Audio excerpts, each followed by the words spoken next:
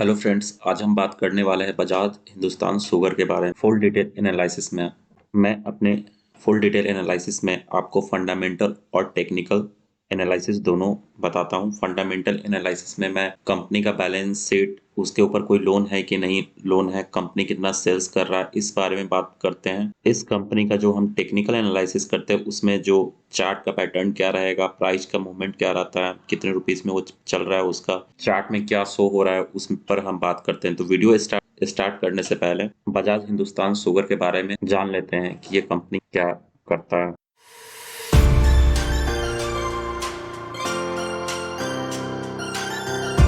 तो बजाज हिंदुस्तान शुगर जो है वो श्री जमनालाल बजाज के द्वारा एस्टेब्लिश किया गया था। जो श्री जमनालाल बजाज जो है वो बिजनेसमैन हैं, फ्रीडम फाइटर रह चुके हैं और गांधी जी के बहुत नजदीकी भी थे। इनके द्वारा 1931 में हिंदुस्तान शुगर मिल्स नाम से जो कंपनी चल रहा था उसे बजाज हिंदुस्तान शुगर लिमिटेड अभी हम जानते हैं। बजाज हिंदुस्तान शुगर है वो मैन्युफैक्चरिंग करता है शुगर, अल्कोहल, इथेनॉल और जनरेशन ऑफ पावर। इसके 14 शुगर प्लांट्स हैं, 6 डिस्टिलरीज प्लांट और इसका पावर जनरेशन कैपेसिटी अभी 449 मेगावाट का है। और ये शुगर और इथेनॉल में लीडिंग कंपनी मैन्युफैक्चरिंग कंपनीज हैं। जिस समय ये बजाज हिंदुस्तान शुगर्स, उस समय हम हिंदुस्तान शुगर मिल्स के नाम से जानते थे, उस समय पूरे इंडिया में 30 शुगर मिल्स की फैक्ट्री था।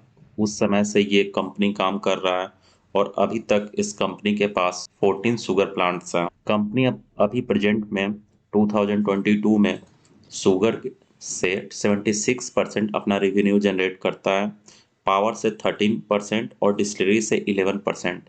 और यही 2021 में शुगर से 84% था, पावर से 11% था और डिस्टिलरी से 5% था। डिस्टिलरी में अल्कोहल जनरेट होता है। 1944 में जो वर्ल्ड वार हुआ था, वर्ल्ड वार टू, तो उस समय क्या हुआ कि पेट्रोल में अल्कोहल मिक्स पेट्रोल यूज किया जाता जो आर्मी को दिया जाता था, तो इसलिए उस समय ये डिस्टिलरी का प्लांट सेटअप किया गया था। कंपनी का जो भी प्लांट्स है, 14 प्लांट्स, वो यूपी में है। तो आइए अब हम जानते हैं इसका फंडामेंटल एनालिसिस देखते हैं। बजाज हिंदुस्तान शुगर का हम फंडामेंटल एनालिसिस देख रहे हैं। स्क्रीनर का वेबसाइट पे मैंने बजाज हिंदुस्तान शुगर ओपन किया हुआ है। बजाज हिंदुस्तान शुगर का जो मार्केट कैप है 2057 करोड़ की कंपनी है।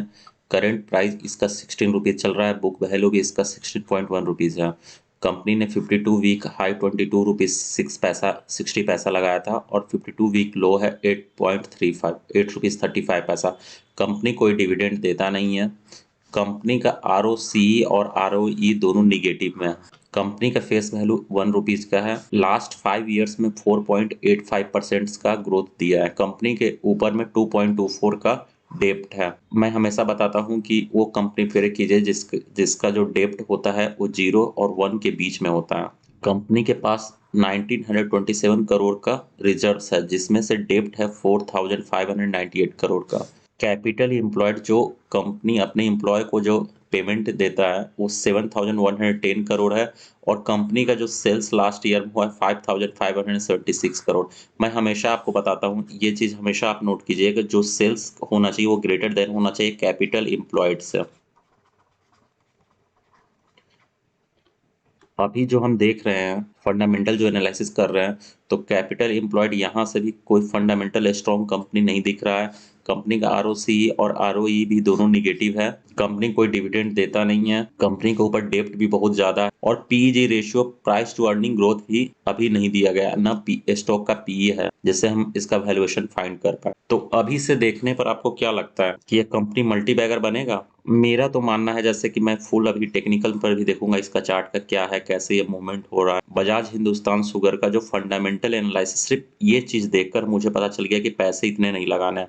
पैसे हम वहां पर लगाएंगे जहां पर 1 ईयर में ज्यादा मल्टी रिटर्न्स होने का प्रोबेबिलिटी है। मान लीजिए बजाज हिंदुस्तान शुगर अभी 16 रुपीज का, ये 200 रुपीज जाता है। लोग कहते हैं 200 का टारगेट है, 500 का टारगेट है, और इसमें 8 ईयर्स लग जाए या 5 ईयर्स लग जाए। क्या आपके पास, रिटेल इन्वेस्टर के पास इतना पेशेंस होता है? बड़े बड़े जो इन्वेस्टर होते हैं उनके पास कोई पैसे का कमी नहीं है। वो 2 करोड़, 4 करोड़, 10 करोड़, 50 करोड़ रुपया लगाकर भूल जाते हैं मल्टी रिटर्न्स के लिए। तो देखते हैं हम इसका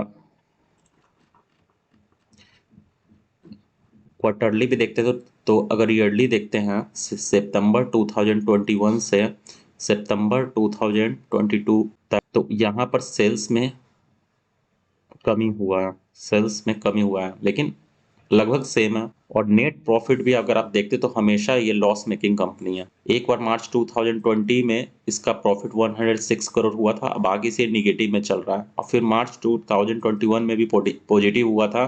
तो मार्च 2021 में पॉजिटिव इसका आया था और मार्च 2020 में। तो यहाँ पर जब भी सेल्स बढ़ता है, प्रॉफिट इंक्रीज होता है, तो चार्ट में भी हमें देखना चाहिए, देखने को मिलेगा। अभी क्या है, 2020 में 22 में 60 करोड़ था, अभी -45 करोड़, अभी प्रेजेंट में देखिए 3 टाइम्स, वन माइनस का है 162 करोड़। लेकिन प्राइस ये 60 रुपीज भाग क्यों रहा है, उसके बारे में भी हम बात करेंगे। अगर आप प्रॉफिट एंड लॉस भी अगर आप देखते हैं जो ईयरली जो है, तो अगर लास्ट 3 इयर्स में भी मार्च 2020 से 22 में भी अगर देखते हैं, तो यहाँ पर क्या हो रहा है, देखने को क्या मिल रहा है, डिक्रीज देखने को, सेल्स में कमी देखने को मिल रहा है। और नेट प्रॉफिट में भी आपको देखिए -291 करोड़ है, -268 करोड़ है, तो अभी तो ये निगेटिव में है लास्ट 10 इयर्स में। देखिए लास्ट 10 ईयर में स्टॉक का जो प्राइस है -4% से इंक्रीज नहीं हुआ है। 10 इयर्स में जो सेल्स में जो ग्रोथ है वो मात्र 1% है। रिटर्न कंपनी ये निगेटिव में दे रहा है। देखिए बैलेंस शीट में हम बात कर लेते हैं। मार्च 2020 में जब ये 23 करोड़ था, यहाँ से देखिए 23 से मार्च सितंबर 2012 में 64 करोड़ हुआ है, 108 करोड़ हुआ है, और अभी 124 करोड़ हुआ है।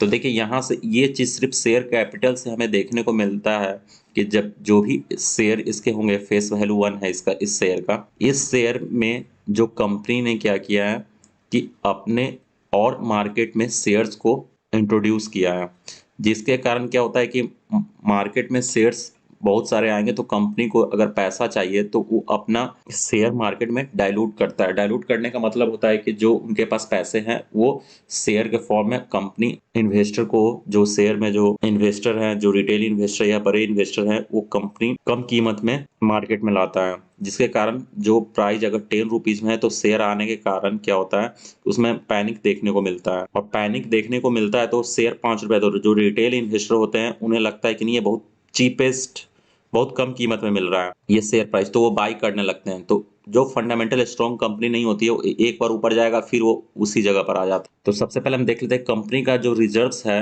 2846 करोड़ से लेकर यहाँ पर इंक्रीज हुआ है मार्च 2017 में, और अभी क्या हो रहा है, मार्च 2021 में जो रिजर्व्स है 2400 करोड़ से कम हुआ, फिर यहाँ कम हुआ, फिर यहाँ कम हुआ 9 सितंबर 2022 में। अब सितंबर में एक न्यूज और कंपनी की तरफ से निकल कर आया था कि जो भी इनके पास लोन था, जो लेंडर्स इस कंपनी में पैसा लगाए हुए थे, उनका इंटरेस्ट पेड नहीं हुआ था। तो कंपनी ने एक नोटिस जनरेट किया था अभी दिसंबर में कि इन्होंने सितंबर 2022 तक सारे जो लेंडर्स के जो ड्यू थे वो सारे इंटरेस्ट पेड कर दिया।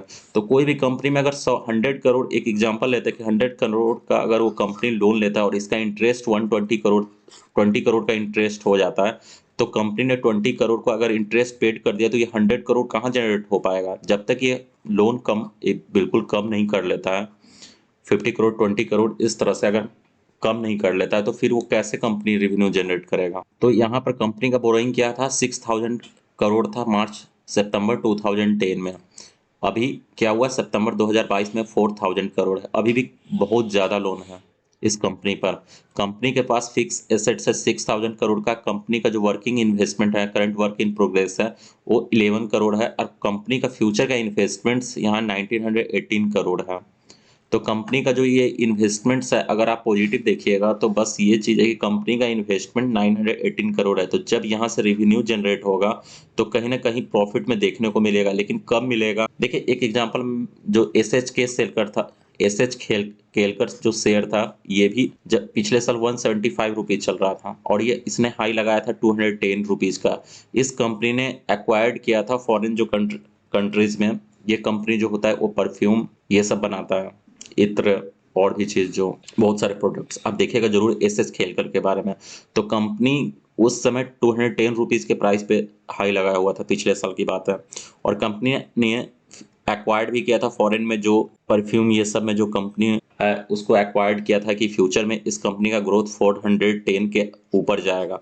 लेकिन क्या हुआ कि कंपनी ने एक्वायर्ड तो दूसरी कंपनी को किया था, लेकिन वो कंपनी से वो रेवेन्यू जनरेट नहीं कर पाया, और अभी कोरोना के कारण भी मार्केट थोड़ा अप डाउन रहा, प्लस रशिया यूक्रेन और विदेशों में अभी 2023 में इन्फ्लेशन भी है। तो इस कारण कंपनी तो एक्वायर्ड करता है, लेकिन हमें देखना पड़ता है कि वो कंपनी क्या रेवेन्यू जनरेट कर पाता। तो एसएच खेलकर का अभी क्या हाल हुआ है, मैं आपको जब टेक्निकल एनालिसिस बताऊंगा तो एसएच खेलकर का भी जरूर चार्ट खोलूंगा। तो एसएच खेलकर एसएच के जो कंपनी है, ये कंपनी 210 का हाई लगाकर अभी 128 रुपीज तक गई थी, और 141 में अभी प्रेजेंट में ट्रेड कर रहा है पिछले साल से। तो एक साल के अंदर में कितने का लॉस दे दिया होगा, आप समझ सकते हैं। ये भी इन्वेस्टमेंट करा तो कोई जरूरी नहीं है कि जो इन्वेस्टमेंट से यहाँ से कंपनी का बिल्कुल सही दिशा में जा रहा है। नो डाउट बहुत पुरानी कंपनी है, सब चीज सही है, लेकिन हम जो रिटेल इन्वेस्टर होते हैं वो पैसा अगर लगाते हैं तो हमारे पास उतना पेशेंस नहीं है कि 5 ईयर्स में मात्र 50% हो।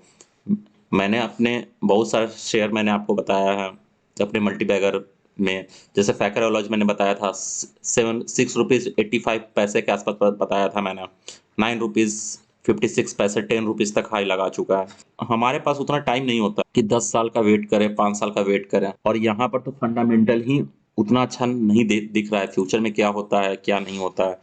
फंडामेंटल एनालिसिस तो बिल्कुल सही नहीं है इसका, बस इसका इन्वेस्टमेंट है। अभी इन्वेस्टमेंट से वो रेवेन्यू जनरेट कर पाता है नहीं कर पाता है, वो देखने को मिलेगा आगे जब भी उसका क्वार्टर रिजल्ट्स में हमें। तो हम हाई प्राइस में लेंगे और हाई प्राइस में सेल करेंगे। प्रोमोटर्स के पास 15% का होल्डिंग था 2019 में, अभी क्या है सितंबर 2022 में है 25% का होल्डिंग। अब देखिए यहाँ पर प्रोमोटर्स का होल्डिंग इंक्रीज हो रहा है, तो आपको लग रहा है प्रोमोटर्स को ट्रस्ट है।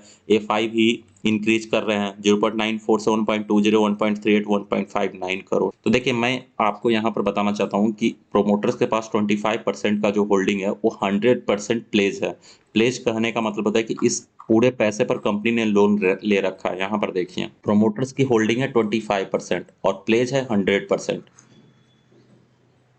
कंपनी ने जितने पैसे लगाए हुए हैं शेयर में, इस शेयर में जो प्रोमोटर्स है, अगर उनको फ्यूचर में ग्रोथ करना है, बहुत बड़ा अगर कंपनी सोच रखता है, तो वो 100% उस शेयर को अपने जो भी बैंक से उन्होंने लोन ले रखा है वो गिरवी लेकर रखा है। प्लेज वही होता है। मार्केट में न्यूज के बेसिस पे हम काम नहीं करते हैं। जो भी मेरे सब्सक्राइबर्स हैं मैं उन्हें बताना चाहता हूं कि कोई भी जो स्ट्रॉन्ग फंडामेंटल कंपनी है उसी में पैसा कभी भी ट्रीट कीजिए। कोई भी कंपनी में शेयर का परचेज करने की आप उसके ऑनर है, तो क्या आप लगाना चाहेंगे कि उस कंपनी में पैसा जो कंपनी का मान लीजिए 1000 करोड़ है, 100 करोड़ है, 50 करोड़ है, जो भी है, क्या 100% वो गिरवी है उस कंपनी का? कंपनी अपना सेल्स भी उतना जनरेट नहीं कर पा रहा है और ना प्रॉफिट जनरेट कर पा रहा है, प्रॉफिट में भी वो लॉस पे लॉस है। वो सब मैं बता रहा हूँ। अभी क्या है कि पब्लिक के बीच में ये पब्लिक के बीच में क्या हो, पब्लिक अपना होल्डिंग्स इंक्रीज कर रहा है, कल को ये कंपनी डूब जाता है, उस तरह से जनरेट नहीं कर पाता है, अब क्या कीजिएगा? तो मैं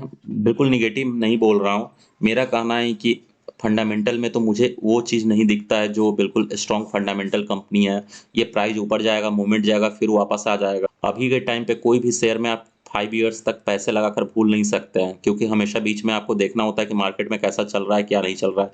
नहीं तो आज अगर आप मान लीजिए कि 16 रुपीज़ का शेयर है, एक साल में हो सके ये प्रोमो जो बीच में जो ऑपरेटर होते हैं इसे 200 रुपीज़ भी ले जाएं और फिर इसे लाकर 16 रुपीज़ पर छोड़ दें। अब 2 साल बाद सोचिए कि ये अलग पोर्टफोलियो मैंने इन्वेस्टमेंट का बना रखा है और फिर यही चीज़ आपको मिलेगा। बीसीजी क्या है, बीसीजी में भी क्या हुआ है, रैली में लोग रिटेल इन्वेस्टर कहाँ पर फंसे थे, रैली में।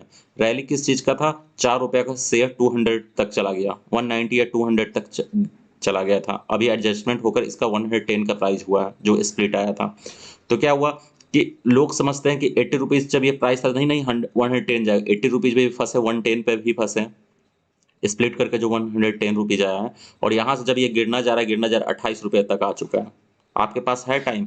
अभी बीसीजी के बारे में भी कंपनी ने क्या बोला है कि 2023 तक इस पे फॉरेंसिक ऑडिट चल रहा है, तो उसका रिजल्ट आ सकता है। बस वही घिसा पिटा सा जवाब जो हमेशा कंपनी देती है। तो ये मैंने आपको फंडामेंटल एनालिसिस बता दिया। फंडामेंटल एनालिसिस, अब हम इसका टेक्निकल एनालिसिस करते हैं। टेक्निकल एनालिसिस में बजाज हिंदुस्तान शुगर का मैंने चार्ट ओपन कर रखा है। ये मंथली है, मैं डेली चार्ट देखता हूँ। मंथली में क्या है, ये कंसोलिडेट कर रहा है, ये यहाँ से लेकर यहाँ तक फुल कंसोलिडेट है।